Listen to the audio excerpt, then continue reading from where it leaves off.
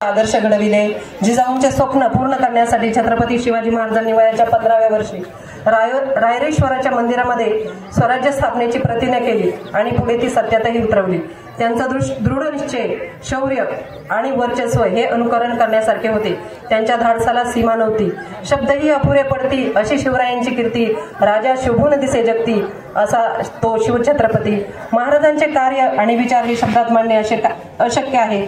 त्यामुळे आपल्या समोर सादर करीत आहेत इयत्ता 5वी 7वीचे विद्यार्थी-विद्यार्थिनी एक शिवजन्म सोहळा म्हणजे शिवाजी महाराजांच्या जन्माचा सोहळा म्हणजेच पाळणा.